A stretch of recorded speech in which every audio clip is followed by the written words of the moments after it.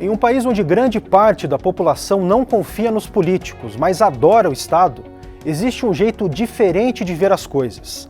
A Gazeta do Povo tem certeza que essa é a maneira certa de fazer comunicação. Por isso, em nome de toda a Gazeta, eu tenho um convite para você conhecer o nosso jornalismo único. Basta acessar o QR Code exibido aqui na tela e no folder que você recebeu como brinde. Assine a Gazeta do Povo e junte-se à nossa comunidade de leitores.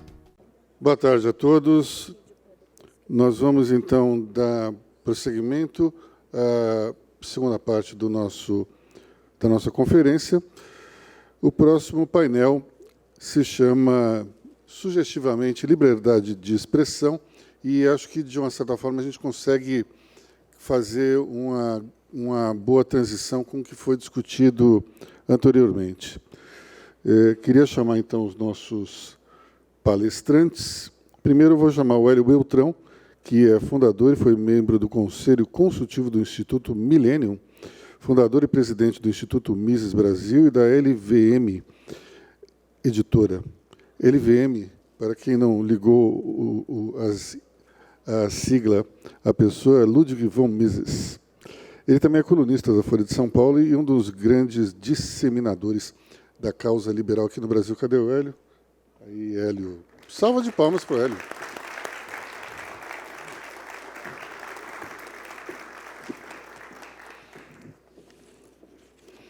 Nós temos também a presença de Leandro Narlock, que é jornalista, foi repórter e colunista da revista Veja, do jornal Gazeta do Povo e editor das revistas Aventuras na História e Super Interessante. Ele é autor da série de livros best-seller chamado Guia Politicamente Correto. Cadê o Leandro? Vai. Nós temos também a presença do Fernando Schuller, que acaba de chegar. Fernando Schuller é doutor em filosofia e mestre em ciências políticas, é titular da cátedra Palavra Aberta na INSPER, voltada ao estudo e à defesa da liberdade de expressão. Ele é colunista da revista Veja e também do Grupo Bandeirantes. Fernando, por favor.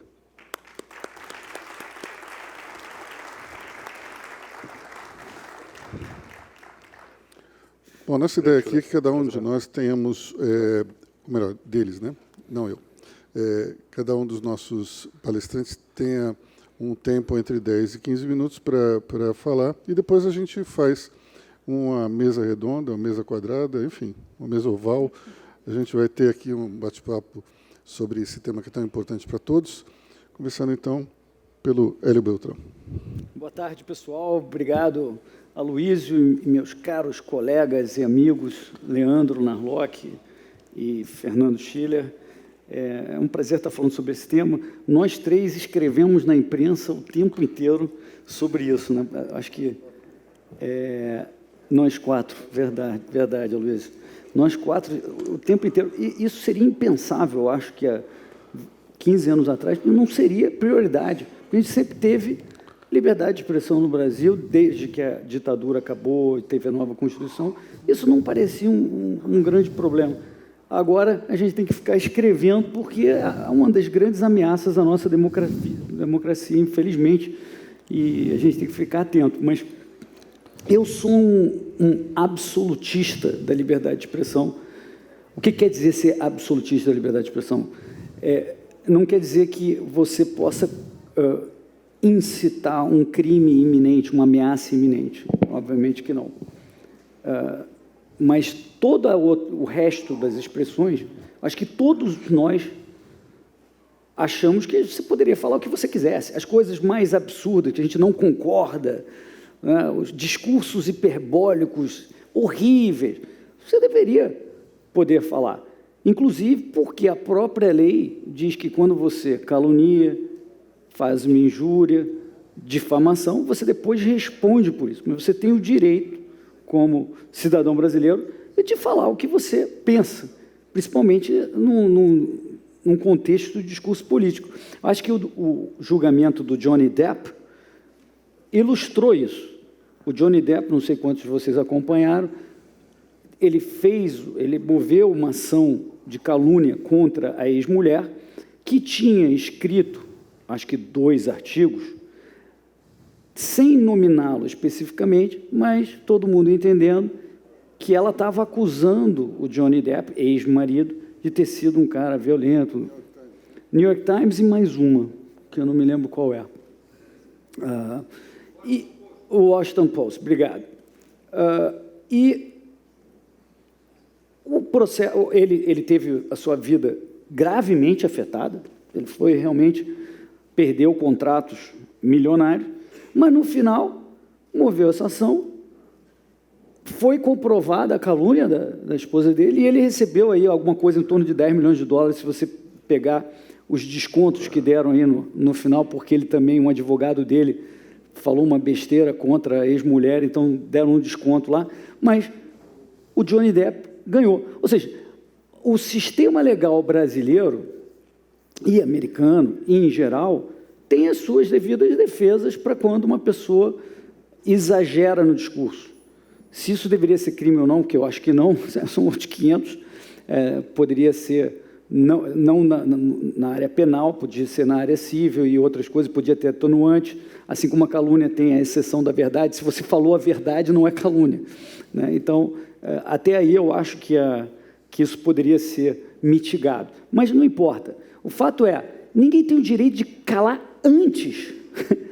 A tal da censura é quando você derruba uma pessoa e não deixa ela falar. E o que aconteceu ontem, pessoal? Ontem, o tal do Partido da Causa Operária, que muitas vezes parece mais liberal que muita gente por aí,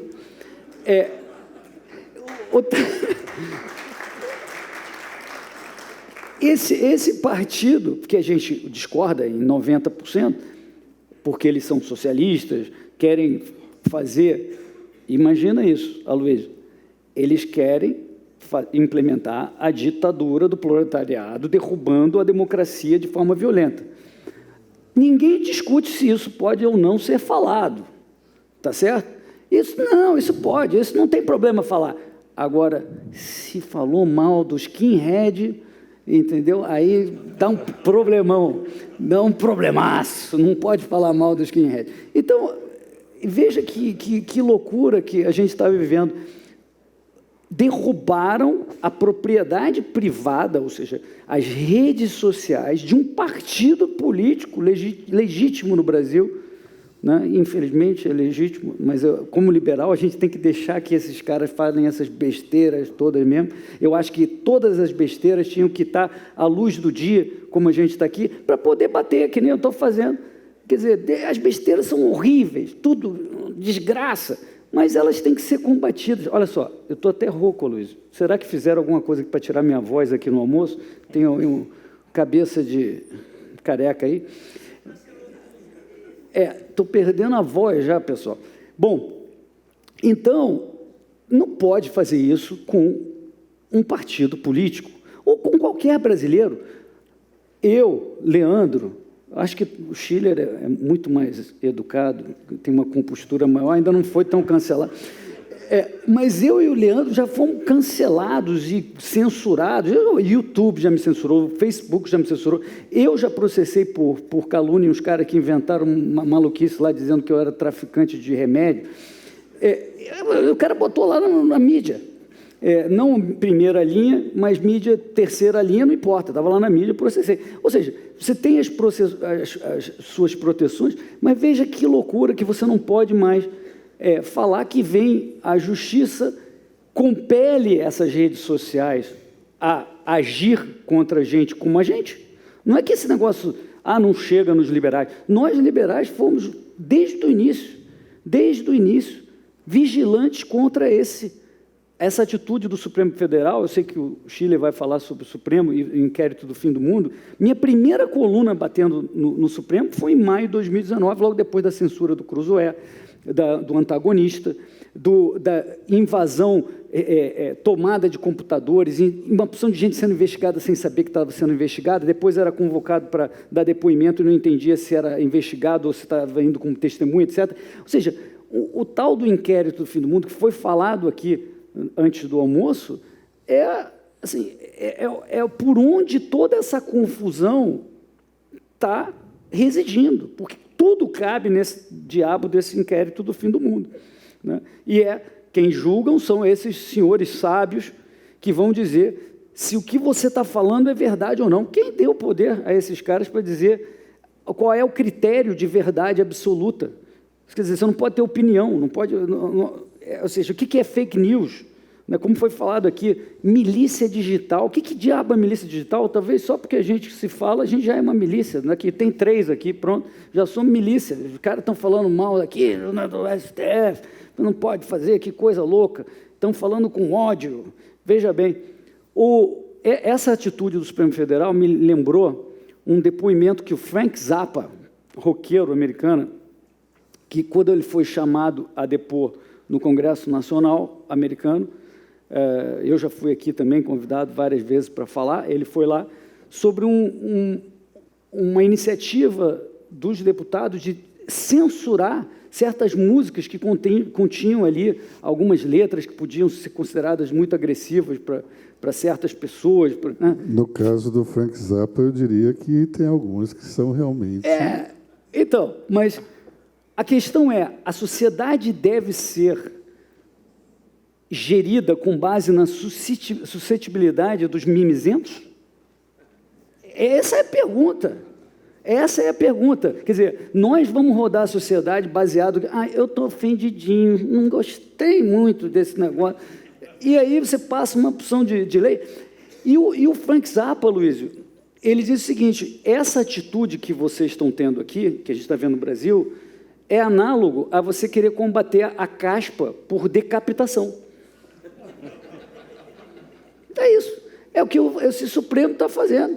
Ele derruba, ele não está chegando e falando assim, senhor PCO, partido, dê esclarecimento, por que você falou isso? Quem falou isso exatamente? Talvez tenha calúnia aí, tem um troço que pode ser investigado. Não. Ele está derrubando o PCO das redes sociais, que são a praça pública brasileira, derrubando, simplesmente censurando o PCO. E veja que a gente aqui defende mesmo que a gente não concorda. Por isso que nós liberais ficamos falando esse tempo inteiro, porque para a gente é para defender a gente, os nossos filhos, nossos parentes, do inimigo, a palavra de todos. Bom, enquanto isso, a esquerda, que está abertamente sempre pregou a violência, a derrubada da democracia para estabelecer a ditadura do proletariado, isso não se discute, isso pode falar, isso é legítimo, é tranquilo, beleza, no problem. Então, pessoal, eu já quero passar a palavra, mas é perigosíssimo esse ataque à liberdade de expressão do brasileiro. É muito perigoso, porque a gente já está vendo que pessoas importantes, já está chegando em pessoas que não só falam besteira normalmente, que aí você fala, não, aquele cara sempre fala besteira, deixa, tudo bem. Não, está chegando na gente. Está chegando em quem tem bom senso. Como foi falado aqui, eu acho que foi a Tameia que falou, cara, tu não pode criticar a tecnologia da urna eletrônica? Onde já se viu? Por que isso é proibido? Não se pode criticar o sistema. Então, eu não posso existir, porque a única coisa que eu faço é criticar o sistema. É basicamente isso. Então, pessoal, eu estava aqui um pouco de improviso, porque eu estou substituindo o Guzo. De repente, me falaram há 5 minutos atrás para eu fazer uma palestra. Pronto, já falei uma opção de besteira e passo a palavra, então, para os meus caros amigos. Obrigado, pessoal. Obrigado, Hélio. Vamos passar para o Leandro, então, por favor. Claro. Eu vou apresentar, mas eu preciso de um passador. Tem um PowerPoint aí? Não deu certo? Não? Ah, tá. Bem-vindo ao improviso, meu amigo. Não, mas é que eu também eu mandei ali na última Você hora. vai exercer melhor a sua liberdade de expressão assim? Bom, vamos lá. Bom, gente, muito obrigado pelo convite, sempre muito bom participar. Eu lembro, sempre conto essa história do primeiro encontro do IFL que eu fui em Belo Horizonte, em 2010. A minha formação é de jornalista, então eu passei 4 anos jogando baralho, e daí me deram um diploma no final. Ninguém é perfeito, né? E um background muito de esquerda, né? Eu lembro que quando eu estava em BH, no hotel, eu comprei o 6 lições e fiquei depois lendo, subindo pela parede, falando, nossa, isso aqui é tudo o contrário do que eu sempre imaginei, isso já tendo escrito o primeiro livro, né? Então eu devo muito a vocês, a todo esse movimento. E, bom, eu gostaria de explorar um ponto desse debate sobre liberdade de expressão. Hoje em dia a gente tem visto muito uma tensão, uma oposição entre minorias, né, então ativistas da causa negra, uma causa importante, do movimento gay, ambientalistas e tal, contra defensores da liberdade de expressão, que seriam mais ou menos nós, assim, né, os heterossexuais brancos, né, toda aquela história. Então a gente tem visto isso, né? A gente tem, na Folha de São Paulo, por exemplo, em janeiro, 200 jornalistas fizeram um abaixo-assinado contra o Antônio Rizero, citando eu também o Demetrio Magnoli, dizendo que a gente nega preocupados com textos que negam o caráter estrutural do racismo na sociedade. Teve toda uma polêmica na Folha e tal, fizeram um comitê e tudo. Mas, enfim, o meu ponto é o seguinte: essa oposição que a gente vê, as minorias, que têm muitas causas legítimas, né, muitas bandeiras ali legítimas, que se opõem, na verdade, quem mais se opõe à liberdade de expressão hoje é quem mais precisa de liberdade de pensamento e de liberdade de expressão. Né, então, é o contrário do que a gente está vendo. Por que isso? Problemas de desigualdade racial, desigualdade de gênero e tantos outros isso é uma platitude, são problemas complexos. Né? Todos nós sabemos, a gente não sabe direito qual a causa, né? qual a solução, será que essa solução dá certo? Então, no meio desse debate, o que a gente faz? A gente discute. Né? Você tem a ciência, tem uma roda ali de conjecturas e refutações, a gente oferece ideias e filtra as melhores. Então, é assim que as coisas vão evoluindo, né? É assim que a gente espera que os debates evoluam. Mas hoje em dia está tão perigoso, é tão socialmente desvantajoso você propor certas ideias. Por exemplo, o Jonathan Haidt, né, o grande psicólogo, acho que o grande intelectual americano hoje, ele fala o seguinte: olha, existem algumas ideias tabus, uns dogmas. Né? Por exemplo, 100% das diferenças estatísticas entre gêneros têm que ser causadas por discriminação. Se você discorda, olha, talvez não seja todas. Sim, grande maioria, sim. Né? Racismo, preconceito é uma coisa presente na sociedade. Então, boa parte delas dessas desigualdades podem ser causadas por discriminação. Mas não todas. Se você discorda disso, opa, isso é um campo minado, vem toda uma avalanche contra você, um tiroteio, cancelamento e tudo isso. Mas esse debate, esse campo minado, ele acaba que faz as pessoas essa roda de conjecturas e refutações, ele trava, né? Essa perseguição toda trava essa roda de conjecturas e refutações. E assim a gente não fica sabendo causas, muitas soluções que são muito vantajosas de repetir, né? Meu professor vai me dar 10 na banca, os avaliadores vão adorar se eu falar isso. Essas ideias ruins, elas prosperam e viram políticas públicas, muitas vezes equivocadas, porque elas não passaram por reputação.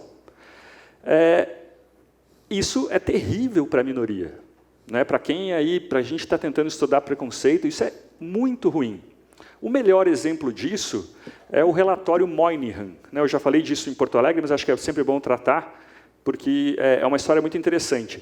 Em 1963, um sociólogo chamado Daniel Moynihan, ele trabalhava no Ministério do Trabalho, do Departamento do Trabalho dos Estados Unidos, e ele foi encarregado de entender por que os pedidos de assistência social das famílias negras estavam subindo, enquanto o desemprego dos homens negros estava caindo. O gráfico fazia uma tesoura, né, a chamada tesoura de Moynihan. Ele foi a campo, foi pesquisar as comunidades e ele falou, olha, a família negra está se desintegrando. O número de mães solteiras está aumentando muito. E ele fez um relatório, né, sobre isso, falou, olha, isso tem um emaranhado de patologias. Né? O fato da criança nascer sem a figura paterna, ele não explicou muito bem por quê, mas ele falou, isso está relacionado a um emaranhado de patologias sociais, menos conquistas educacionais, mais desemprego, mais abuso de drogas, enfim, várias patologias sociais. Era um relatório confidencial, mas acabou sendo vazado na imprensa. Era 63, 64 isso, né? Época de contracultura, família não estava na moda, essa coisa de família, e todo mundo acusou o Moynihan de todas as coisas, era racista, estava suavizando os efeitos da escravidão, As feministas falaram, como assim você está dizendo que a gente não consegue cuidar dos nossos filhos sozinhas? E a própria expressão blaming the victim, que existe em inglês, culpar a vítima, surgiu de um livro contra o relatório Moynihan. Ele foi cancelado, né, a gente pode, como a gente diz hoje, ninguém deu atenção, passou 10, 20 anos, hoje é consenso que a falta de uma figura paterna, o filho que é criado por mães solteiras tem menos conquistas escolares e tudo isso. Tem muita gente que discute o motivo, é uma questão bem complexa, mas existe. Ou seja, o campo minado, a intolerância, fez a gente fechar os olhos para a causa de um problema social. Quem foi mais prejudicado por isso? Foram os ricos, brancos, sei lá o quê e tal? Não. Foram os próprios grupos discriminados. Então, justamente porque o problema é complexo, a gente precisa de liberdade de pensamento, de liberdade de expressão. Os ativistas que poluem esse debate, que tornam esse debate perigoso, estão agindo contra a própria causa. Eu cito também nessa palestra, imagine vocês o seguinte, aqui agora uma outra opinião politicamente incorreta. Na verdade, não é uma opinião, uma suposição. Imaginem vocês que um jornalista faz uma matéria assim. Cientistas descobrem que um dos fatores que fazem as mulheres ganhar menos é o medo de pedir aumento. Como seria uma reação imatura em relação a isso? Ia ser absurdo, você está culpando a vítima, você está suavizando o machismo na sociedade, você está dizendo que as mulheres são culpadas por ganharem menos. Que nojo, ouvi uma coisa no jornal, a corda do pluralismo vai esticar até um ponto que a gente não vai saber. Como seria uma relação madura em relação a isso?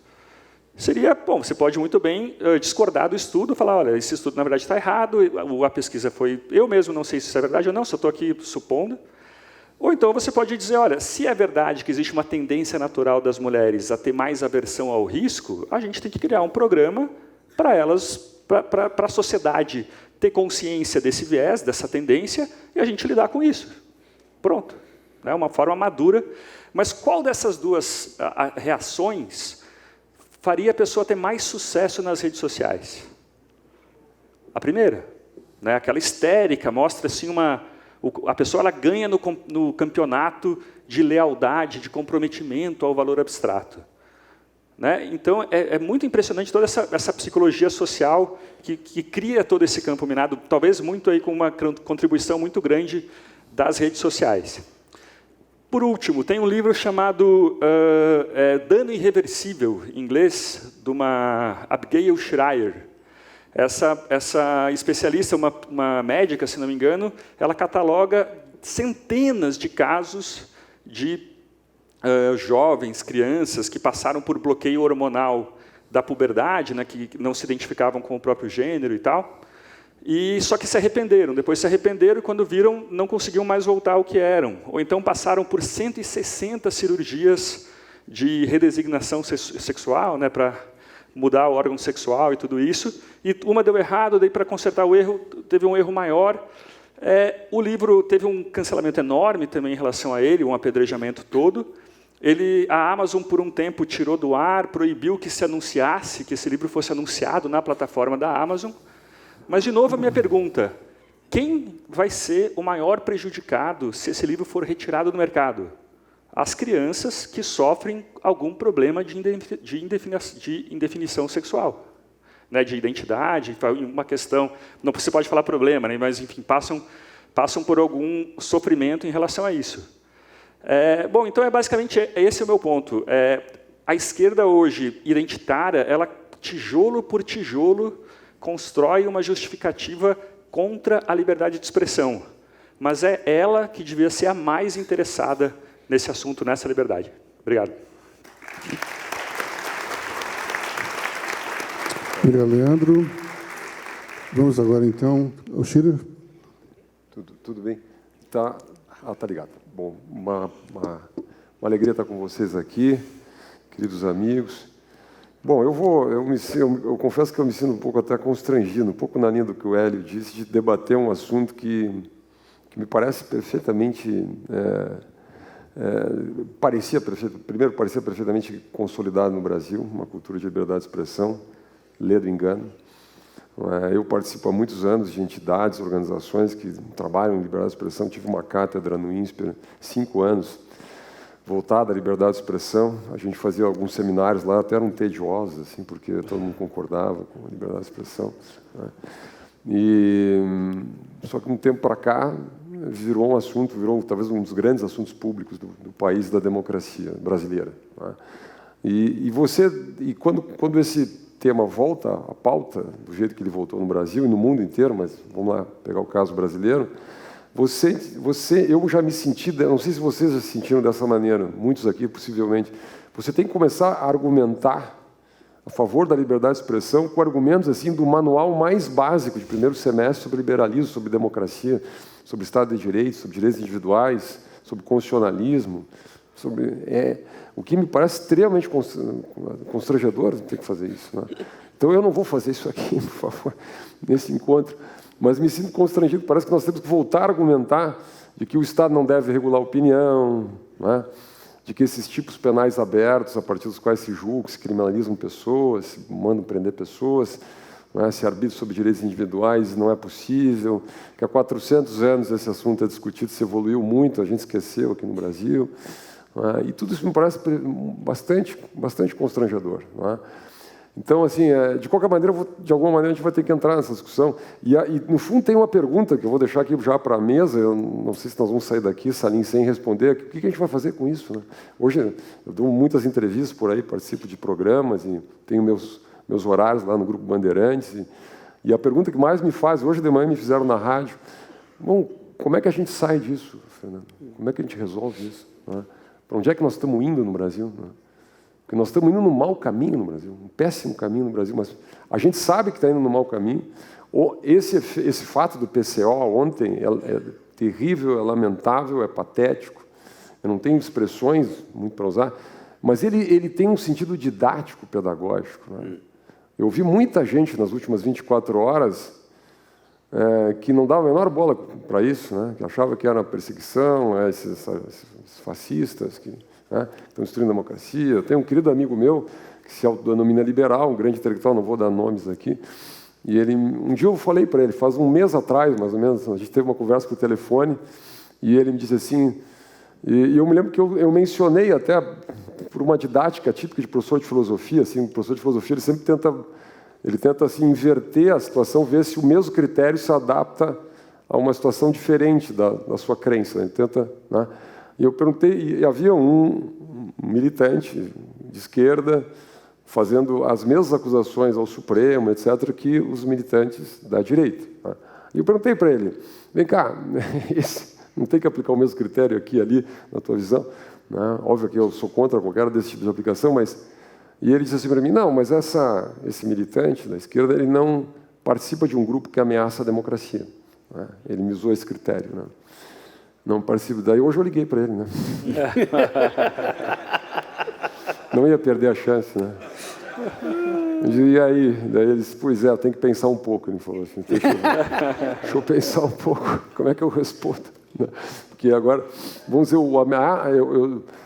um dos critérios da primeira emenda americana, aliás, é esse, ver qual é a relevância, Por exemplo, se o Rui Costa Pimenta é uma ameaça à democracia brasileira, o PCO seria uma ameaça à democracia. Bom, então nós chegamos um pouco, nós chegamos muito perto do ridículo no Brasil, Nós chegamos muito perto do ridículo. Agora, o problema é que o ridículo ficou sério no Brasil. Isso que é o problema. Como é que a gente faz, Se é só o ridículo, está ótimo. Eu faria uma sessão aqui de bom humor, mas virou sério, virou uma coisa séria. O ridículo virou uma questão de Estado no Brasil. Isso é uma coisa que eu confesso para vocês que eu não sei bem a saída para isso. Então, eu queria aqui, só para, não vou me estender muito, mas eu queria propor uma distinção aqui entre o que o Hélio disse e o que o Leandro disse, que nós acho que são duas questões diferentes, didaticamente, duas questões diferentes. Uma coisa é o que o Leandro trata muito, é uma cultura, nós vivemos uma cultura difusa de intolerância nas guerras culturais contemporâneas, em grande medida pautada pela temática identitária, que é o essencialismo identitário, etc., as guerras culturais, enfim, né? Os cancelamentos. Bom, eu passei a catalogar casos de cancelamento, já escrevi sobre isso, né? Tem sites americanos que catalogam casos de cancelamento de professores, de artistas, intelectuais, etc, etc.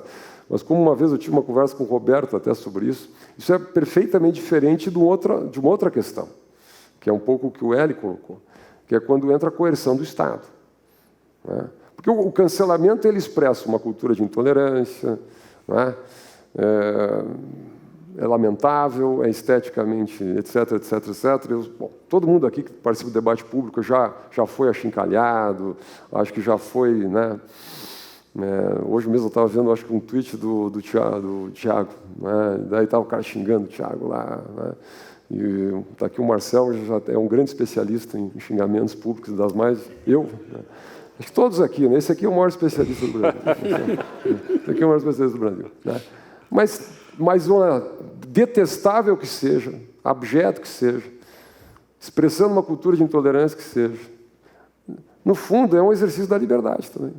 É um mau exercício, eu posso achar que é um mau exercício da liberdade, eu acho que é um mau uso da liberdade, mas é o que eu acho. Eu posso recomendar para as pessoas, né? Agora, o problema é quando essa cultura de intolerância dogmática, né, antipluralista, certo? Que volta lá para o século XVII, XVI, os primórdios da modernidade, penetra nas instituições de Estado. Penetra nas instituições de Estado. E você tem instituições de Estado que têm poder, o famoso poder do, né, como dizia o Max Weber, o monopólio do uso legítimo da violência contra as pessoas. Quer dizer, a autoridade pública, o Estado brasileiro, passa a agir com base no mesmo padrão de intolerância que é difuso na sociedade.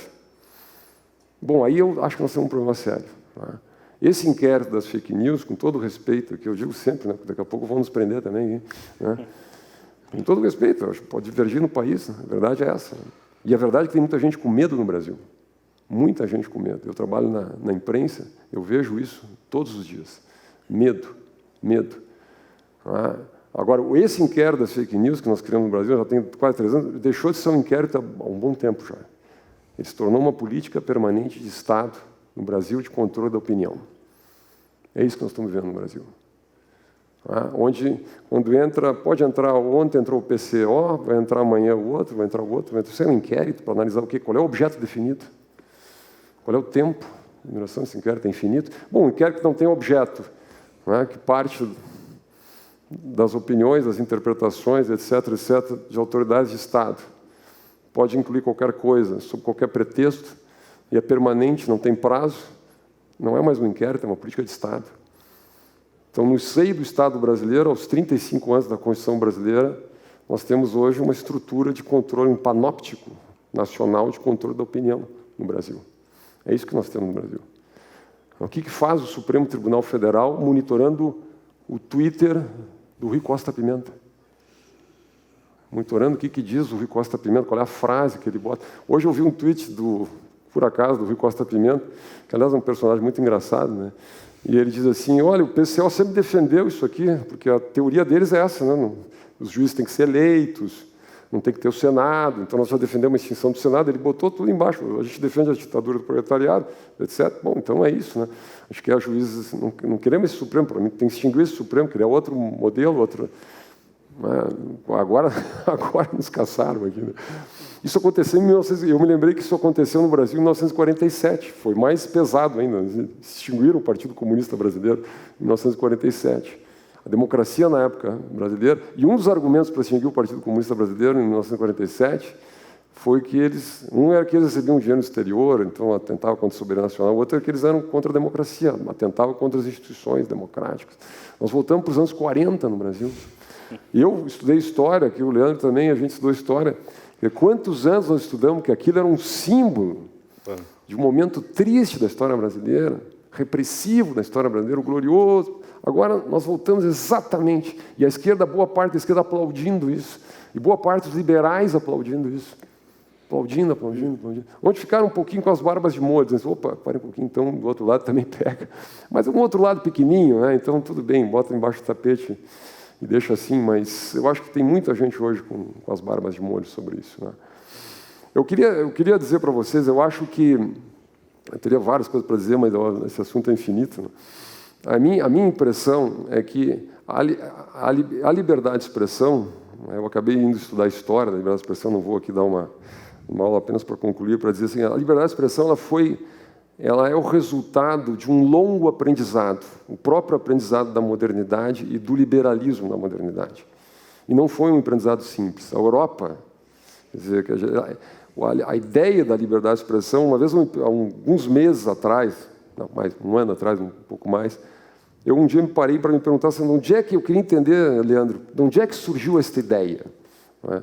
Esta ideia é uma ideia, talvez uma das ideias mais, digamos assim, não vou dizer desafiadoras, umas ideias mais iconoclásticas, ou sei lá. Quer dizer, a ideia de que eu tenho que tolerar o outro, de que o outro pensa algo que eu considero abjeto, que o outro pensa algo que eu considero bárbaro, que o outro pensa algo que eu considero que vai levar à ruína da civilização, mas eu tenho que tolerar o outro. Quando o outro fala, me causa uma dor física, né? Mas eu tenho que tolerar o outro. Né? No dia que surgiu esta ideia? E esta ideia surgiu no momento dos momentos mais tristes da história, mais duros, mais difíceis da história moderna, que foi exatamente o momento do nascimento disso, das dores do parto da liberdade de expressão, que foi no século XVI, no século XVII, nas guerras de religião, na época da noite de São Bartolomeu, na época quando explode a divergência na Europa em função da reforma protestante, e a divergência explode na Europa quando há uma revolução tecnológica, que foi uma revolução tecnológica, a revolução tecnológica da prensa do Gutenberg. Lutero foi um dos grandes primeiros best-sellers modernos, e outros grandes líderes reformistas na época. E é interessante quando aquilo explode na Europa, se cria uma sensação de caos, e os europeus não sabiam lidar com isso, porque não tinham valores para lidar com isso. O liberalismo foi uma resposta histórica de como a gente podia construir uma base sólida de valores para lidar com isso. Uma base abstrata, sólida, de valores que não deveriam ser flexibilizados à luz da opinião, à luz dos sentimentos, à luz das paixões, à luz do momento, do contexto, das interpretações, das visões de mundo, das palavras bonitas, do que eu acho, do que eu deixo de achar, ou do que o ministro acha ou deixa de achar, para lidar com este problema, que é o grande problema moderno, e no fundo é o grande problema humano, o fato de que a verdade está espalhada no mundo, o fato de que ninguém domina a verdade. Talvez o grande mestre disso foi o Friedrich von Hayek. A ideia é que o conhecimento está espalhado. O Hayek até usava de um outro jeito isso, mas essa é a grande verdade. Isso está lá na carta, na grande carta do John Milton ao parlamento inglês na Europa Agítica. Ele diz a verdade, ele menciona um mito egípcio, para dizer a verdade explodiu, ela só vai ser reencontrada, rejuntada no juízo final. Enquanto nós existirmos nesse mundo, nessa terra, enquanto nós estivermos jogados no tempo, a verdade vai estar dilacerada, espalhada, fragmentada por aí. Cada um tem um pedaço dela. E é um pedaço móvel, né? Líquido. Certo? Então, a ideia de que... Como é que a gente lida com isso? Né? Como é que a gente lida com isso? Só tem um jeito. E aí vem um longo aprendizado. Né? E é um aprendizado... Eu fiz um texto sobre isso, acabei fazendo um texto chato pra caramba, tentando dizer assim, quais eram os argumentos centrais. O primeiro argumento básico, nós não somos infalíveis. Quem fará esse julgamento? Isso que o Hélio disse. Coisa básica. Né? O ministro acha que o Rui Costa Pimenta é uma ameaça à democracia, uma ameaça às instituições. Ele acha isso, eu não acho isso. Alguém acha isso aqui? Alguém no Brasil acha isso, mas ele acha. Só como ele tem o poder da coerção do Estado, ele vai lá e manda censurar o Rui Costa Pimenta, o PCO. Né? Certo? Mas isso é só um exemplo banal, na verdade. Tudo é banal, né? Tudo é meio ridículo. Né? Ele acha que o Wellington Macedo, alguém já ouviu falar do Wellington Macedo? É um jornalista que foi preso no Brasil.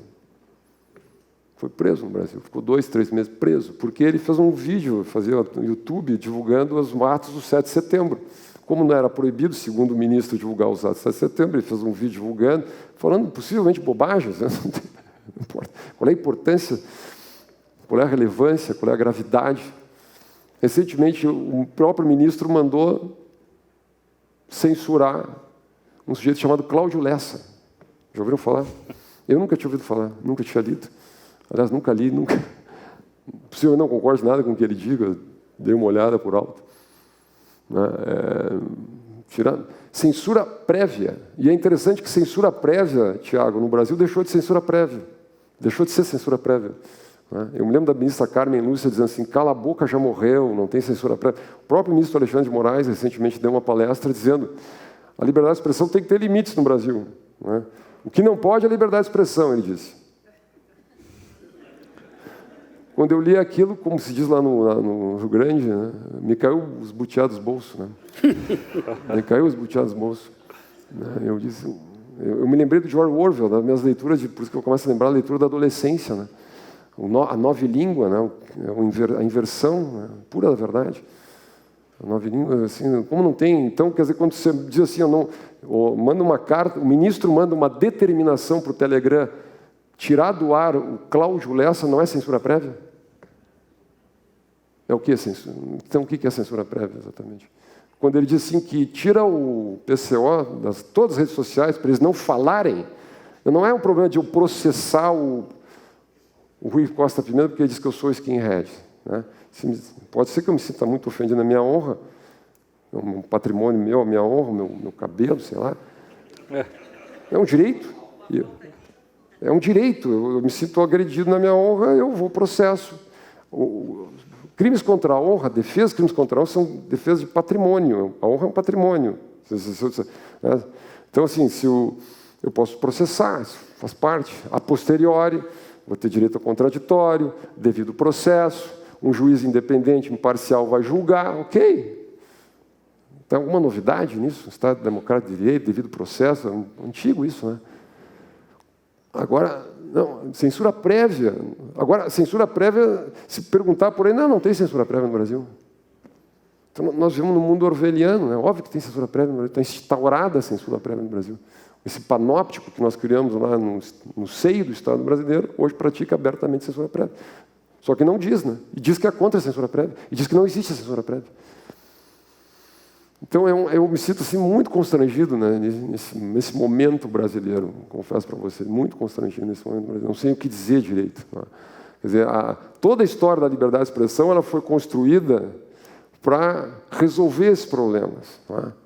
Eu já falei que não vou detalhar quais eram todos os argumentos, mas tem um outro argumento que eu gosto muito, que numa sociedade diversa, onde nós todos divergimos, é natural e é bom, e faz parte processo civilizatório, dos usos da razão humana, só tem um jeito de produzir estabilidade e paz social. Paz social é o seguinte, no sentido de capacidade do contrato político das pessoas viverem juntas, como diz o meu amigo Pondé, não saírem se matando pela rua, é aceitando o princípio da liberdade de expressão. Isso está em toda a história da liberdade de expressão. Está no John Locke, está no James Madison. E foi se criando, ao longo do tempo, uma convicção nesse processo. Qual é a convicção que foi se criando? É que a liberdade das pessoas, os direitos individuais, não poderia depender do juízo subjetivo de ninguém. Porque por quê? Quer dizer, ninguém deveria ter os seus direitos, a sua liberdade, dependendo do juízo subjetivo de qualquer outro ser humano. Por isso se falou do governo das leis e não do governo dos homens. Quando eu tenho um ministro que arbitra sobre a minha liberdade a partir da sua interpretação aberta sobre o que ele acha ou deixa de achar, eu deixo de ter o governo das leis e passo a ter o governo dos homens. E aí a liberdade está realmente sob risco no país. Muito obrigado.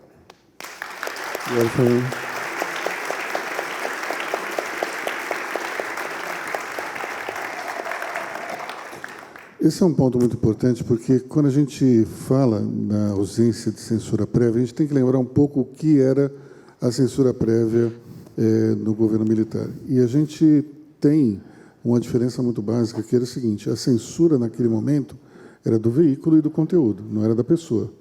Aqui, com as redes sociais, nós criamos uma liberdade individual na qual cada pessoa pode se manifestar livremente. E essa censura atual é pior ainda, porque é uma censura ao indivíduo, não é uma censura a um veículo, que, por si só, também já é muito ruim. Mas o problema é que, para atingir o indivíduo, antes o jornalista se atingia um veículo. Agora não, vai-se direto na pessoa.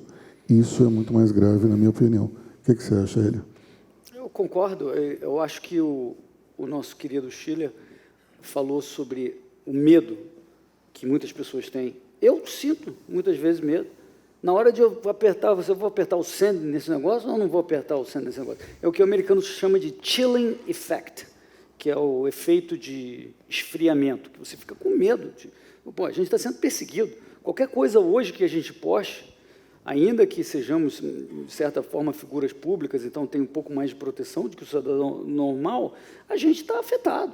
E como a gente fala sobre política, pior ainda.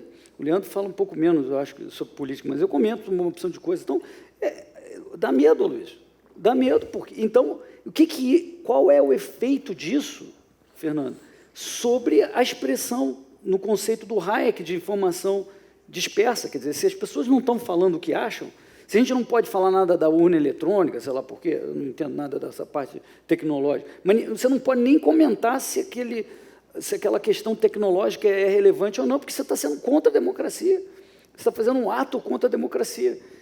E você mencionou o século XVI, tal, quando começou esse conceito. Hoje, a gente tem uma figura legal que é prévia a isso, que é o lesa majestade. Você não pode criticar a pessoa do Supremo de qualquer forma. Você simplesmente não pode criticar. Você vai entrar no inquérito do fim do mundo.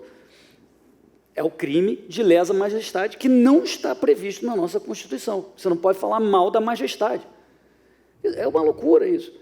A gente, você mencionou também, Fernando, a questão da tolerância. E muita gente vai pensar, mas o próprio Popper, que é um cara que foi considerado liberal, falava do paradoxo da tolerância. Quer dizer, se a gente permitir que a tolerância seja ampla... Karl Popper que participou dessa sociedade aqui. Sociedade peregrina. Se a sociedade permitir amplamente a tolerância, você acaba com a tolerância porque vence os intolerantes, que são os caras mais, né, criminosos, intrusivos, que vão querer calar os outros, etc. O pessoal não leu o texto, porque o que o Popper queria dizer é o intolerante, aquele que incita a violência, aquele que faz a ameaça iminente contra terceiros, que é justamente o que a gente diz que isso não está na liberdade de expressão, isso já é um crime. A ameaça iminente, clara e presente naquele momento, é um crime. Então, nesse sentido, o Popper falou, se a gente permitir que seja legal para a galera que incita a violência prosperar, a gente está perdido. Claro, ele falou quase uma obviedade, mas o pessoal que é contra a liberdade de expressão passou a usar essa frase do Popper para dizer nós temos que calar os outros, que é, de novo, uma violação do que a gente estava falando. Eu escrevi uma coluna, tem, sei lá, um ano, ainda sobre esse tema, já escrevi, sei lá, umas 8, 10 colunas. Eu e o Fernando estamos rivalizando aí, né, na quantidade de colunas de liberdade de expressão.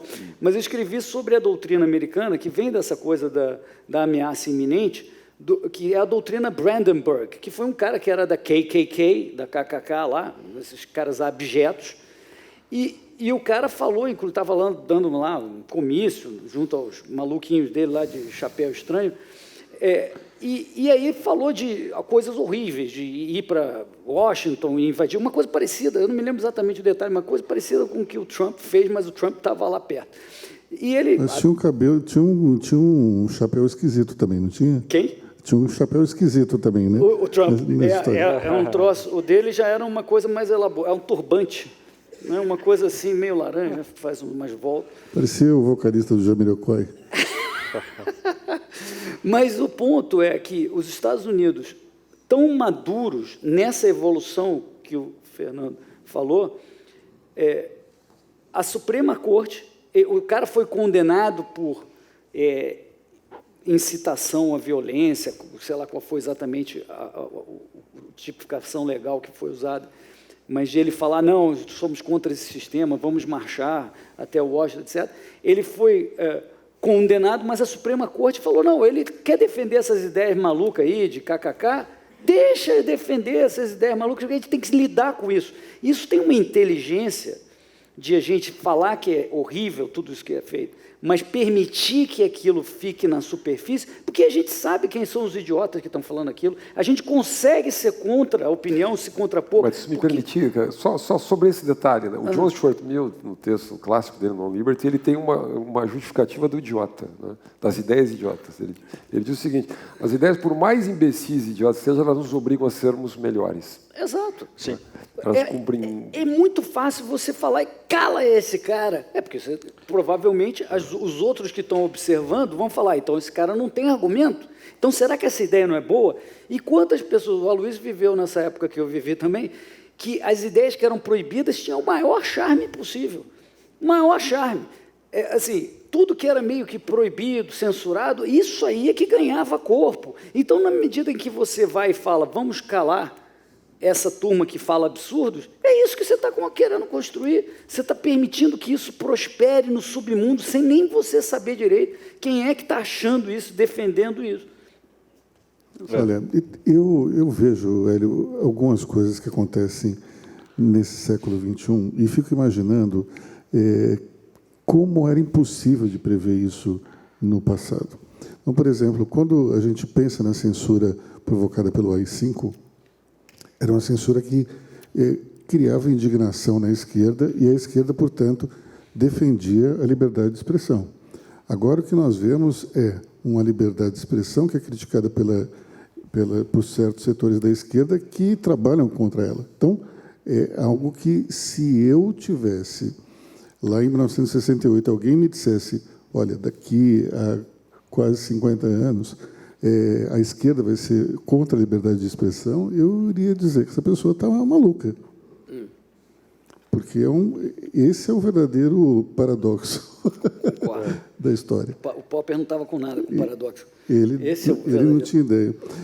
Queria perguntar aqui para o Leandro, existem mecanismos hoje de controle, em tese, né, dentro das redes sociais, Twitter, Facebook, para tentar evitar esse chamado discurso de ódio, ou então ideias que, de alguma maneira, afrontem a democracia ou algum outro tipo de conceito importante para a sociedade ocidental. Só que a gente vê que, nessas redes sociais, existe um certo viés de tentar censurar quem é de direita e ser um tanto quanto liberal com quem é de esquerda. O que você acha disso? Não, acho que isso está bem... demonstrado, né? Existe muito. E é engraçado que, pelos critérios dessa proibição do PCO, se a gente olhar o estatuto do PCdoB, a gente também vai ver motivo ali, pelo mesmo motivo que proibiram, que derrubaram as redes do PCO, a gente também pode derrubar de vários outros. Né? Talvez do PSOL, talvez até comece a ser uma boa ideia, só que não. Estou brincando. Desculpa, estou brincando, não é verdade. Mas... É curioso, né? O PCO, de repente, virou um partido de extrema esquerda. Né? A imprensa, de repente, surgiu a extrema esquerda no Brasil, porque a imprensa voltou, o Alexandre de Moraes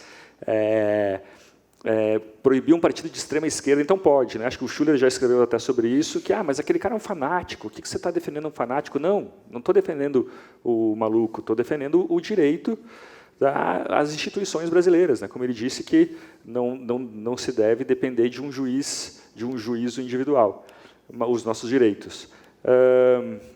É curioso que, em relação ao STF, muita gente, né, a Tameia mesmo, esses dias eu estava vendo ela criticar o STF, e muita gente costuma botar assim, longe de mim desrespeitar o STF, mas...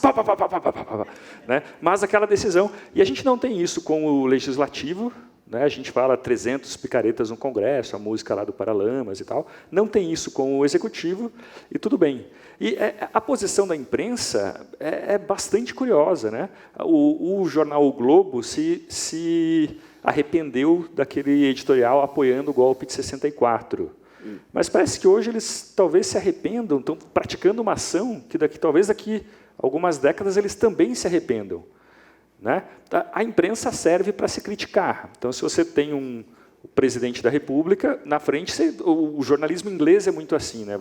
O objetivo do jornalista é fazer aquele cara passar vergonha e você tentar fazer ele admitir que ele não presta e que ele vai sair da vida pública. Né? Mas, quando é o STF, de repente, vira a semana do presidente do SBT. Não, o ministro tal disse que... Tarará, tarará, aquele tom oficialesco. Por quê?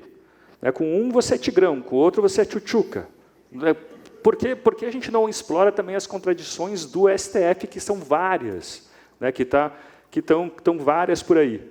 Então, é bastante curioso. E, por fim, é curioso como o PCO, que era um partido aí que estava meio morto, de repente vai ter muitos votos. A gente vai ver aí o PCO, talvez, com milhões de votos só por causa dessa decisão do STF. Vai ter que convidar para o próximo fórum do IFL também.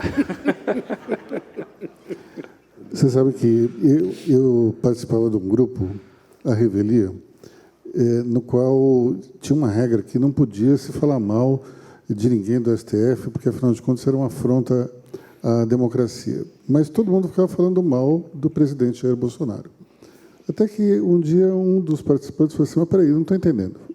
Não pode falar mal de um juiz do STF, que é algo que afronta a democracia. Não pode, mas pode falar mal do presidente. O resultado disso foi que ele foi expulso do grupo. Um último ponto, assim, muita gente fala, não, mas você está pregando discurso contra as instituições democráticas. Mas eu tenho o direito de escrever contra as instituições. O Marcos Lisboa, por exemplo, cara que não é um ultradireita, nada disso. Ele é contra o Tribunal de Contas, ele prega a extinção do Tribunal de Contas. O Tribunal de Contas é uma instituição da nossa democracia. Eu posso muito bem falar, não, hoje mesmo no almoço alguém estava falando que o Ministério Público não deveria existir. Alguém pode falar, olha, o STF devia ser dividido em dois, tem uma corte para recursal e uma corte constitucional. Então, da onde tiraram que eu não posso questionar isso? Mas, Leandro, você sabe que tem uma tecnicalidade no que você falou? O Tribunal de Contas da União, tecnicamente, não é um tribunal. Ele faz parte do Legislativo. Sim. É por isso que as pessoas levam essa conversa, tem que avisar, mas enfim.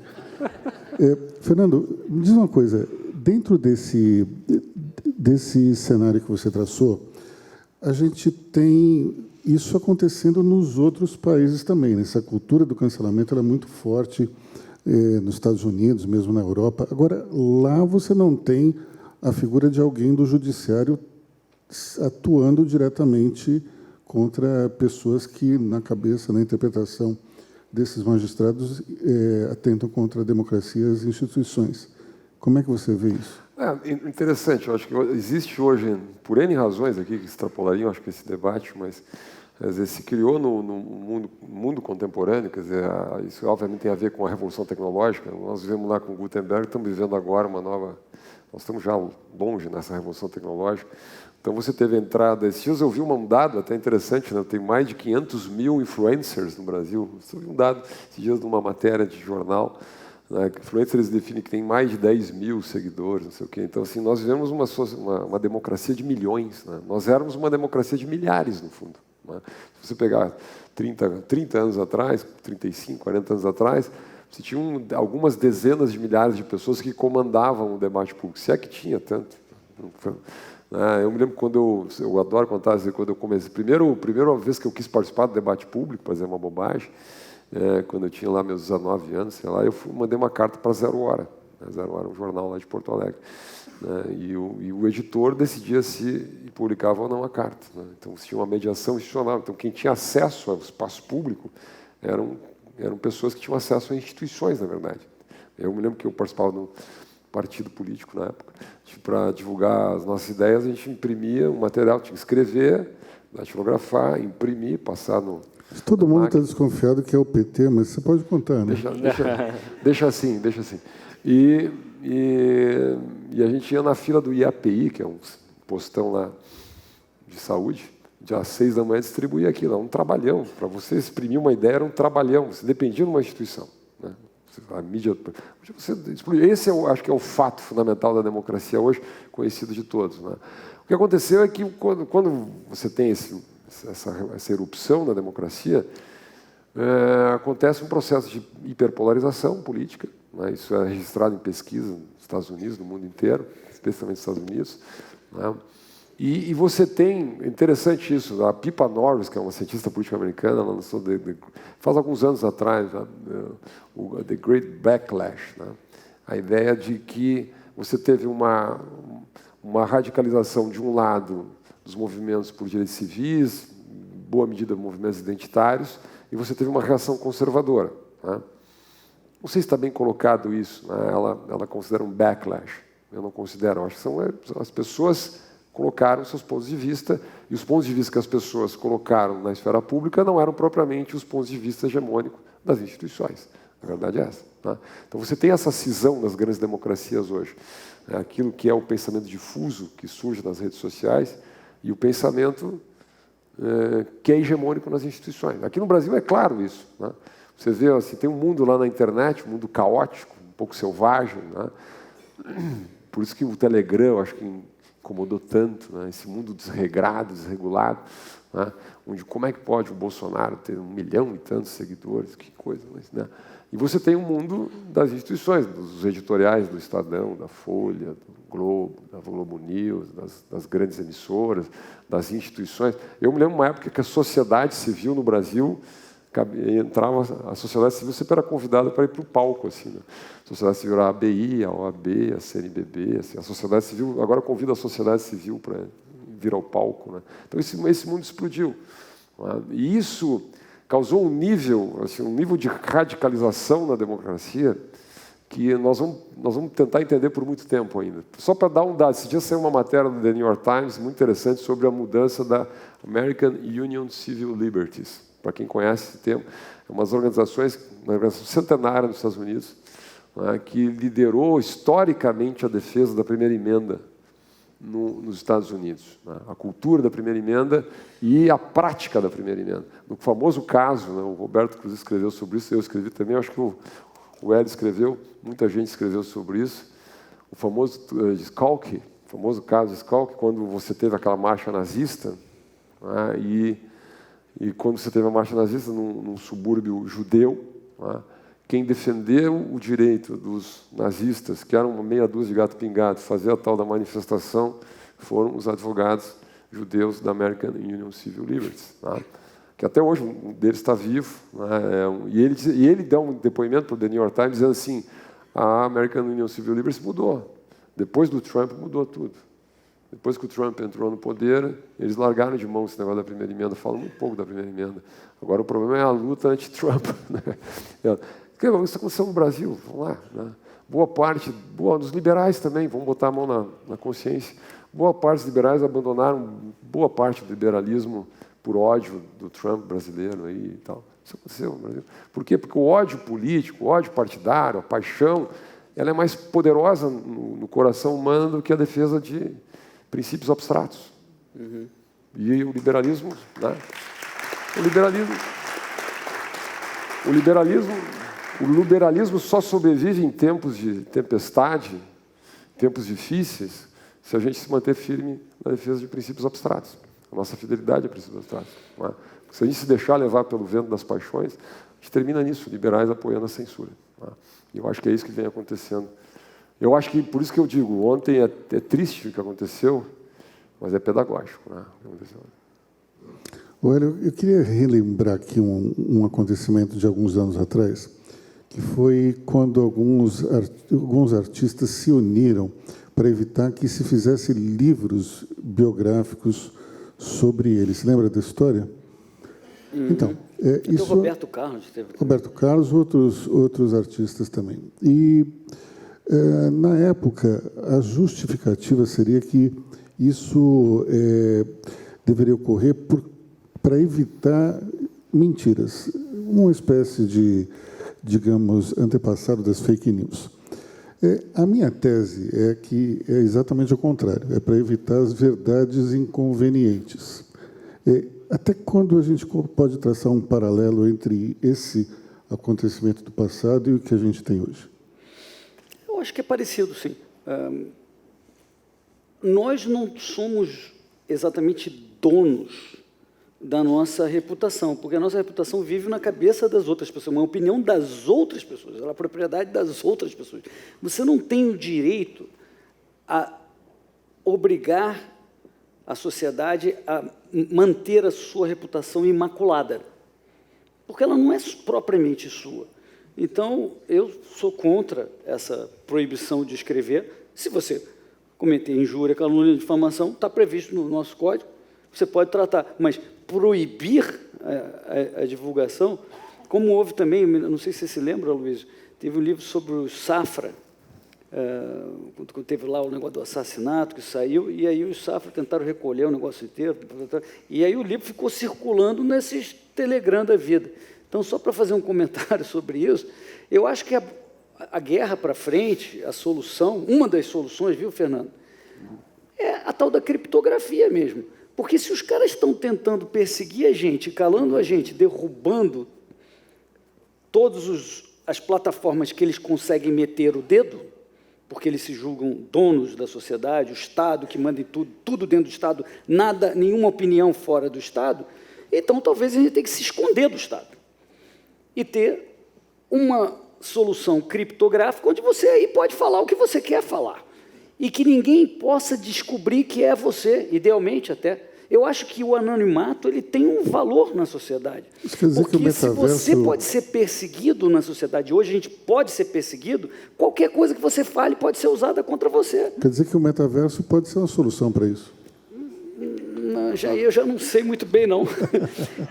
mas apenas para completar, mudando um pouco de assunto aqui, dá vergonha, assim, quando a gente compara com outros países, ainda que os Estados Unidos tenham ido numa direção ruim, dá vergonha comparar o nosso Supremo com a SCOTUS, né, com a Supreme Court of the United States, porque a gente viu um caso recente no qual vazou uma decisão que estava em sigilo sobre discussão sobre se o aborto tem que ser regulado no nível federal ou no nível estadual, que é o tal do Roe versus Wade, nos Estados Unidos, e aí alguém que trabalha lá dentro, sei lá como, conseguiu vazar isso para informar a sociedade. Está vendo, esses caras aqui estão querendo mudar a regra. A Suprema Corte Americana não resolveu perseguir ninguém, não derrubou ninguém, não violou o direito de ninguém, apenas deu uma declaração escrita. Não teve agente político falando uma opção de coisa na televisão, falando, olha, nós vamos investigar, é o que prevê a lei, nós vamos investigar como é que aconteceu esse vazamento. Vamos tentar ver quem que vazou e que feriu o dever fiduciário, que não podia. É completamente diferente do que a gente vê aqui no Brasil, Fernando. É um horror. Lá, imagina, você julgar um aspecto que diz respeito a outro poder monocraticamente é impensável. Tem que ser a Suprema Corte como um todo. Quer dizer, aqui a gente está fazendo coisas absurdas, que eu acho que até a nossa Constituição, Modesto, não sei, não sou jurista, mas que não permite isso, e eles estão fazendo isso à torta e à direita. Você deixa eu só responder essa pergunta também. Eu acredito que a lei brasileira em relação a isso ela é boa. Você tem liberdade de expressão, não existe censura prévia, mas a liberdade acompanha a responsabilidade. Então, se você disser alguma coisa que prejudica a outra, uma calúnia, uma difamação, você pode ser processado, pode ser enquadrado por isso. É ótimo, né? E ninguém aqui toleraria um ambiente de total liberdade de expressão. A gente, imagine você estar num lugar em que a pedofilia, por exemplo, é permitida. Calma. Não, eu vou pedir para ele. O meu ponto é que a gente, quem define o limite da liberdade de expressão são entes privados. Eu defino quem entra na minha casa. Se o cara começar a pregar comunismo, eu falo, amigo, sinto muito. Vai embora. Então, na minha casa, quem define o limite da liberdade de expressão sou eu, e não é o ministro tal, não é o Estado, né? Então, é isso que a gente tem que deixar claro. Fernando, você queria se manifestar? Tinha sinalizado para o mediador, né? Só uma observação sobre isso, né? Como é possível você ter um inquérito das fake news no Brasil se fake news não é crime no Brasil? Fake news não é crime, não tem nenhuma legislação no Brasil. Boa pergunta. Que criminaliza fake news no Brasil. Tem uma legislação. Né? Pois o Congresso aprovou uma legislação no ano passado que fala em desinformação em período eleitoral, uma característica muito específica. O crime genérico de fake news não existe no Brasil. Pessoas são presas no país, são punidas, são censuradas por um crime que não existe no Brasil, a partir de uma interpretação aberta, feita... Eu acabei estudando, eu fiquei obsessivo por esses assuntos, né? Os presos, os perseguidos recentes do Brasil, eu fui verificar as decisões do Supremo, sobre os crimes. A minha obsessão era perguntar qual é o crime. Ficava perguntando qual é o crime, qual é o crime. E o crime sempre é um conjunto assim de interpretação da interpretação de palavras, de frases, etc. O tal do Alain dos Santos, que eu também não conhecia, e que fugiu para os Estados Unidos, preso. Eu listei todos os crimes atribuídos ao Alain dos Santos. O mais material, o mais objetivo de todos é que ele mostrou o dedo médio para o prédio do Supremo. Está escrito na decisão. Está escrito na decisão. Isso vai para os anais da história do Supremo, da jurisprudência brasileira, do direito brasileiro. Apontar o dedo, porque ele fez uma foto apontando o dedo médio para o prédio Supremo. Foi listado como uma das razões para a sua prisão. Mas, basicamente, o pedido de prisão são variações da mesma frase. Variações da mesma frase, que vai ameaça ao Estado de Direito e às instituições. Então, você pega uma frase e transforma em 14 variações, me lembro de Mozart fazendo variações da mesma frase, você tem um crime, segundo a interpretação do ministro. Então, olha, foi exatamente para que isso não acontecesse que os caras inventaram a primeira emenda americana. A primeira emenda americana foi inventada exatamente para não deixar que a liberdade das pessoas ficasse na mão da subjetividade de ninguém, muito menos de quem tem poder para mandar alguém prender. O Leandro até disse, por que a gente não tem medo do Congresso, que a gente é tão respeitoso? Porque o Congresso não pode mandar prender ninguém, né? Mas o ministro Supremo pode, né? E manda, né? Manda prender, manda um despacho, manda prender, manda banir, manda prender, com base numa interpretação, numa suspeita de que, ou de uma eu acho que, e daí manda prender. Eu acho que, e manda prender. É nesse nível que se transformou, que se tornou o Estado de Direito brasileiro, é isso.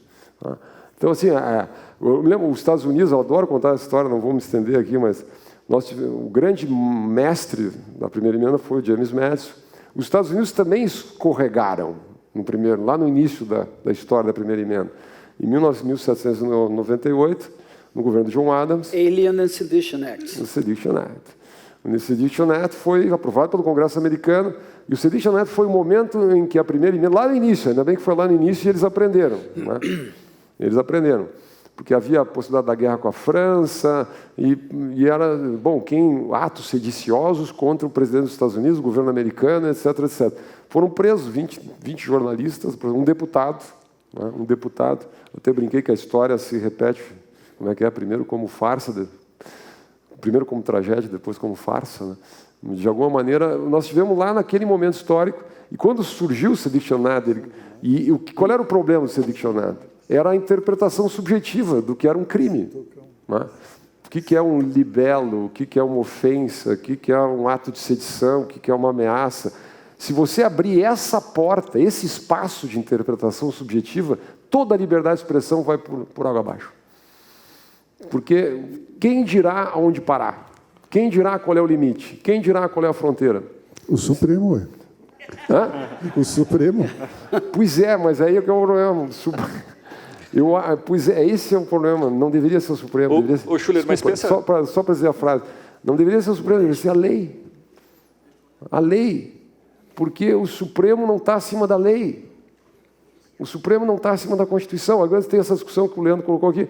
Não, mas eu já vi ela muito acontecer. Não, mas dado que o Supremo disse, logo é a Constituição. Dado que o Supremo disse, logo é a lei. Não é verdade isso. A Constituição está acima de todas as instituições, inclusive o Supremo, inclusive o Congresso, etc., etc. Então, quando o Madison viu o Sedition Act, Hélio, lembra, ele fez o Virginia Report, que é um grande texto. Eu voltei a ler o Virginia Report de 1800, onde ele dá todos os argumentos que daria para pegar, resumir e botar no Brasil de hoje. Entre eles diz assim, o abuso é próprio do uso de qualquer coisa. Quem vai dizer o que é um abuso e o que não é? Ele diz. Um parágrafo. A verdade dos alegar, mas isso é mentira. Como assim? Fatos e opiniões estão misturados no debate público. Agora, foram desmonetizadas as contas no Brasil de blogueiros porque defendiam o voto impresso e diziam que havia um problema no sistema de urna eletrônica. Quer dizer, eu não acho que é um grande problema no sistema de urna eletrônica. Minha opinião. Eu não vejo problema no sistema de urna eletrônica, mas isso é a minha opinião, é irrelevante a minha opinião. Eu estou dizendo. Agora, tinha uma votação no Congresso Nacional. O cara defende voto impresso, é um direito da pessoa defender voto impresso. Né? É um direito achar que o sistema de urna eletrônica não, sei lá, é vulnerável, tem um problema. Né? E porque, nesse caso, não foi nem o Supremo, foi o TSE. O corregedor do TSE achou que aquilo não era verdade e mandou uma carta para as YouTube, não sei o quê, para mandar desmonetizar as contas das pessoas. Censura econômica, que hoje virou moda no Brasil, né? Censura econômica. Censura covarde contra as pessoas, covarde contra as pessoas. Né? Então, isso o Madison diz tudo lá no Virginia Report. Né? Ele diz exatamente essa ideia de que, por isso que o espírito da primeira emenda, o Congresso não legislará restringindo a liberdade de expressão. Quer dizer, as instituições de Estado não legislarão, porque se nós admitirmos o pressuposto de que isso possa ser feito por qualquer instituição de Estado, né, nós não vamos saber mais qual é o limite disso. Portanto, eu até vou usar a expressão, ou nós temos uma visão rigorosa, eu não sei se eu vou usar essa tua expressão absoluta, né? Mas ou nós temos uma visão rigorosa, por isso que assim, o Congresso não legislará, portanto, nós não vamos abrir um espaço para dizer que aqui dá, mas aqui não pode, aqui, porque se a gente abrir esse espaço, a gente acaba perdendo a criança com a água do banho. Bom, nós temos 3 perguntas da plateia, começando pelo professor Modesto Carvalhosa. Acho que está ligado. Estou ligado. Não está? Ninguém.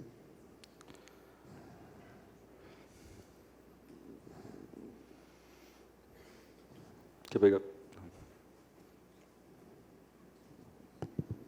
Acho que está aí. Está chegando. Oi. Tá. Foi. Não é bem uma pergunta, mas só um esclarecimentozinho, dentro dessa questão da tirania do Supremo Tribunal Federal, porque não se trata mais de um nível de opressão, um nível de tirania.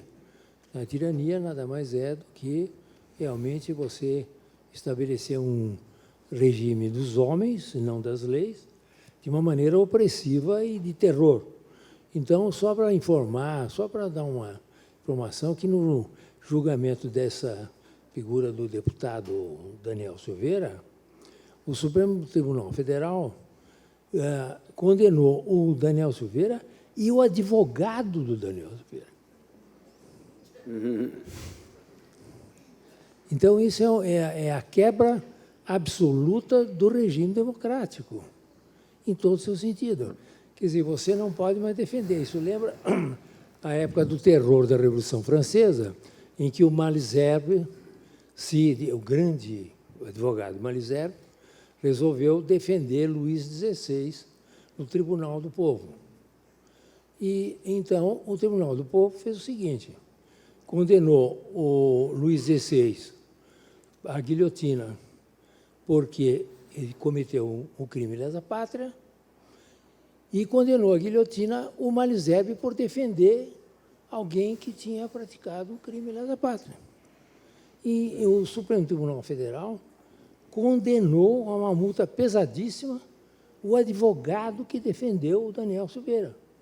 De modo que isso tem que ser também lembrado para mostrar o nível de quebra absoluta dos princípios do Estado Democrático e de Direito. Olha, Luiz, quando o Modesto fala, eu escuto, sempre.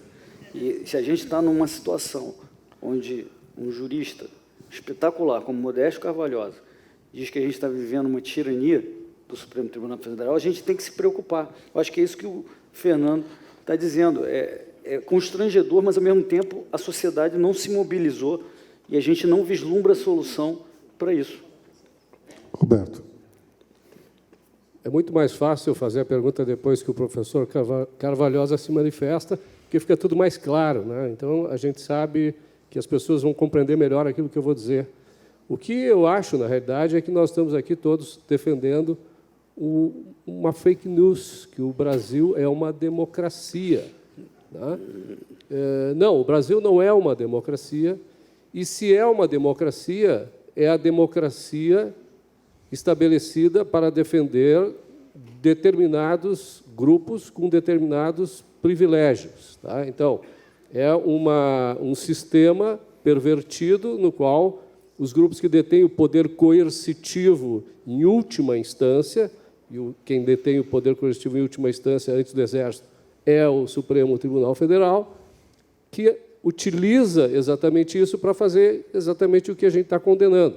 Quando o Supremo diz que um deputado está ameaçando a democracia e censura esse deputado, ele simplesmente destrói a democracia, né? Então, o que era uma ameaça, em abstrato, passou a ser um fato concreto.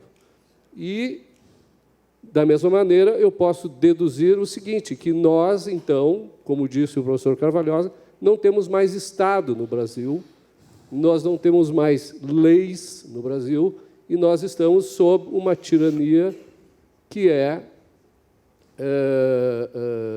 estabelecida, que foi estabelecida por aquele que deveria defender todos os nossos direitos, que são, obviamente, então, violados. Então, falta para o Brasil governo, falta para o Brasil Estado, falta para o Brasil leis, e a minha pergunta para vocês é, o que fazer para reestabelecer o Estado de Direito? Eu nem digo democrático, porque eu não gosto do Estado democrático de direito, que botar os nossos direitos à mercê da maioria não me serve. Então, eu tiro o democrático e eu defendo exatamente o Estado de Direito. De que maneira vocês acham que nós podemos reinstituir no Brasil o Estado de Direito e um governo que preste? Só completar. Um só, porque a gente está com o horário meio... Tá, eu só queria completar o que ele está dizendo. O Roberto tem toda a razão, e o que complica isso é o que Juvenal, no século II, explicou. Quis custodiet ipsos custodis. Quem vigia os vigias? Qual é o último recurso? É o Supremo. Se o problema está lá, residindo lá, como se pode para isso? Isso torna a coisa muito mais complicada do que o simples problema político, de votar num cara melhor, etc. Porque eles têm todo o poder. O nome diz Supremo. E no conto de Juvenal era a respeito da mulher do protagonista, que estava traindo ele, ou ele suspeitava que traía ele, e um amigo dele falou, então por que você não bota um vigia para ter certeza que ela não vai pular o muro? Aí ele respondeu, quem vigia o vigia? Who watches the watchman? Marina Helena, por favor. Bom, eu tenho uma pergunta para vocês, é algo que eu tenho pensado bastante. Se no final o que a gente está vendo no Supremo não é apenas um sintoma do nosso judiciário como um todo no Brasil. Quando a gente vê que juízes unilateralmente vão contra a visão de vários colegiados e tudo isso, a gente tem, né, o judiciário mais caro e mais lento do mundo, e não é à toa. A gente tem uma falta completa de várias interpretações da mesma lei que faz com que a justiça seja uma espécie de loteria. Então, que lei é essa, quando ninguém respeita precedentes? E aí eu fico me perguntando se não é essa exatamente a falha que a gente tem hoje no sistema judiciário, que faz com que, por exemplo, se na hora que o problema de dar o dedo do meio, né, fosse fazer com que qualquer pessoa que fizesse isso fosse presa, eu acho que talvez eles pensariam 2 vezes antes de prender alguém por isso.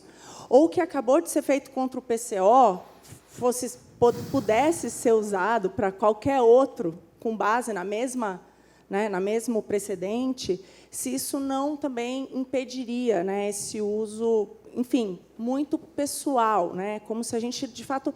A lei existe quando ela tem tantas interpretações assim? Quem vai responder? Eu queria juntar a pergunta da Marina e do Roberto. Imagine vocês que a gente vive numa ditadura. Existe um país que tem uma ditadura. Então, quem governa, quem decide tudo nesse país é um grupo, né? Um grupo de ilustres e tal. E eles falam, não, mas a gente tem que parecer uma democracia. Então, vamos fazer o seguinte, vamos fazer as pessoas votarem a cada 2 anos, a gente elege lá um representante delas, uns deputados, né, um presidente, mas eles não vão fazer nada, eles não vão ter poder nenhum. A gente vai poder culpar todos os problemas do país neles, falar, não, vocês são culpados, vocês que dirigem, e eles não vão ter nenhum poder de decisão. Quanto esse país imaginário ele reflete o Brasil? claro, não sei se 100%, mas, por exemplo, ontem o Salim estava contando para a gente que, quando ele estava no governo, teve uma estatal, dessas estatais bizarras que tem no Brasil, cujo conselho ele venceu o prazo, tinha que renovar o conselho, deu 2 anos de conselho, tinha que se renovar. Eles foram lá, não, então tá, vamos lá, vamos renovar esse conselho. De repente surgiu o Ministério Público, um desses, né, desses ilustres, desse nosso país fictício, e falou, não, vamos deixar o conselho, a gente decidiu aqui, o juiz também acionou, o Ministério Público acionou o juiz, decidiram, e o conselho parece que está lá até hoje. Então, o eleito, o representante eleito pelo povo não consegue, porque esses acima da lei não podem. Em São Paulo teve uma decisão absurda, assim, que é um juiz, uma construtora ergueu um prédio. Ela pediu autorização da prefeitura, conseguiu, estava tudo dentro da ordem, dentro da lei. O zoneamento estava adequado em relação àquela construção, mas depois que o prédio estava na metade, os moradores falaram, não, a gente não quer, a gente não quer prédio nessa região. Entraram na justiça, a juíza ela deixou claro, a lei de zoneamento do município, ela permite, ela admitiu, não, a lei fala que pode, mas olha, veja bem, eu não quero, porque não pode. E daí, claro, que entra a Constituição, né? A nossa Constituição, como o Roberto Campos falava, é um catálogo de utopias, é uma carta do Papai Noel, um conto de fadas, né? Muito boas as expressões dele. Ela faz com que o juiz tenha poder de tudo. Talvez seja muito fácil a gente culpar a justiça, assim, falar que eles são maus, eles fazem isso porque eles são maus. O fato é que a gente começou a acreditar na democracia dos anos 60 para cá, principalmente a gente falava, não, a democracia ela vai resolver. E quando a gente foi ver, como o Rachevsky estava falando, a democracia está virando cada vez mais um governo de minorias organizadas, né, de rent-seeking e tudo isso. Então, e os poderes, a gente acaba apoiando quando os poderes saem do executivo, do legislativo, porque a gente sabe que aquilo é meio disfuncional, e vai para o judiciário. Quando o Gilmar Mendes cancelou a nomeação do Lula como ministro, muita gente apoiou, a gente saiu para a rua, estava no Rio de Janeiro com muita gente que estava aqui, a gente apoiou essa decisão. Então, é um problema, talvez, de confiança dessas instituições que a gente também não acredita mais. Né? Antes de encerrar, definitivamente, eu queria pedir, então, para os nossos palestrantes virem aqui para receber uma homenagem da conferência. Hélio, por favor.